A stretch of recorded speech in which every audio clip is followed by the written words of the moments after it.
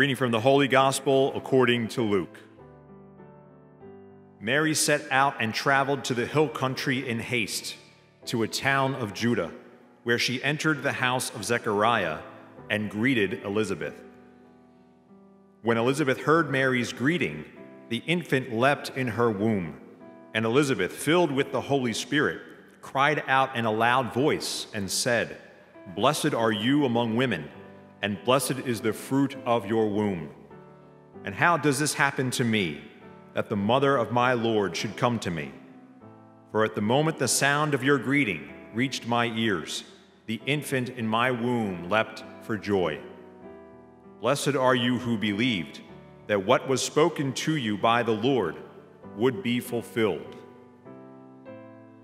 The Gospel of the Lord.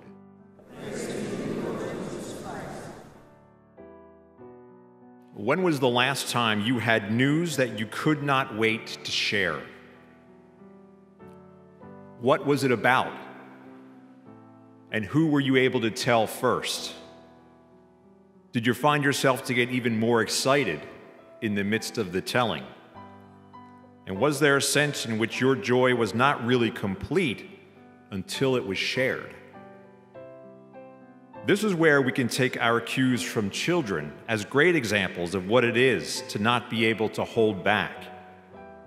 I can see it in my nieces and nephew who, if they have news to share, they don't even say hello, but just launch right into what they're so excited to say. "Uncle Steve, I made the basketball team." "I got a good grade," or "my recital is tomorrow." Some of which is usually followed up with, "Uncle Steve, I need money for the basketball team," or "money for the recital."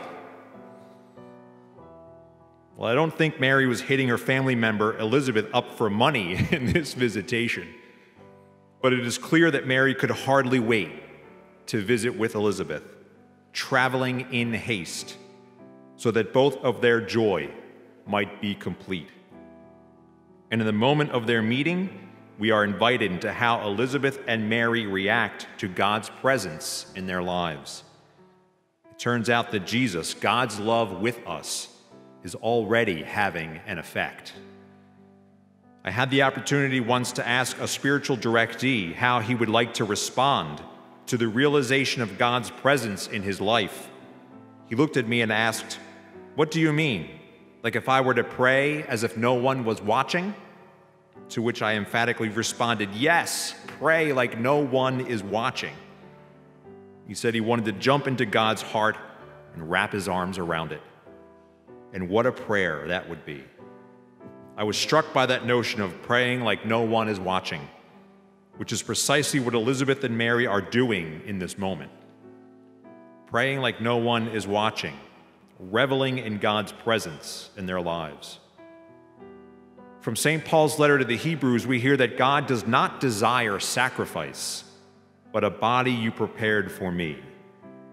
In other words, we have received everything we need to participate in God's will, everything we need to participate in God's love, from a body to a mind to a heart, faith, strength, and freedom.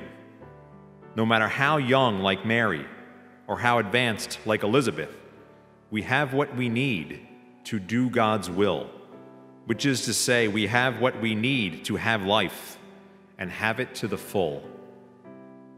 To do God's will may at first sound daunting and perhaps a little scary. I mean, even Mary was told by the angel, "Do not be afraid." But what God asks of us, God asks so that we may know of a life fulfilled and a life in which we flourish. Not as a taskmaster does God invite us, but as those created in God's image.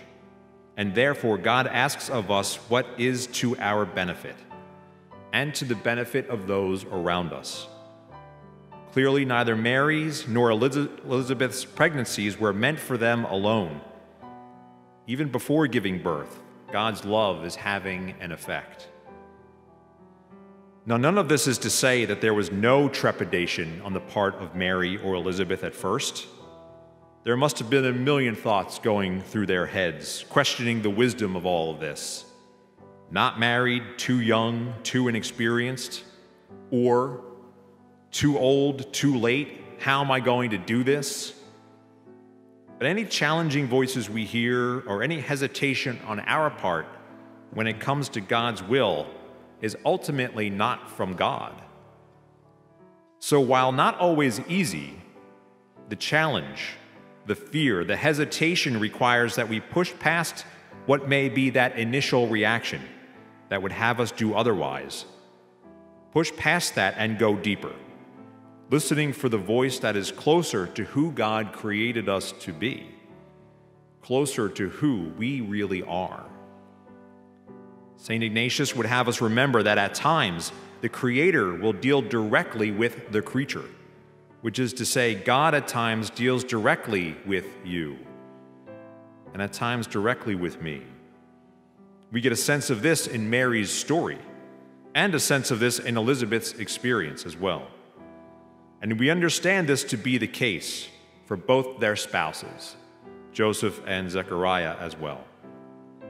And many other parents may have had the experience of expecting, with the feeling that God was doing something special in their lives, just for them.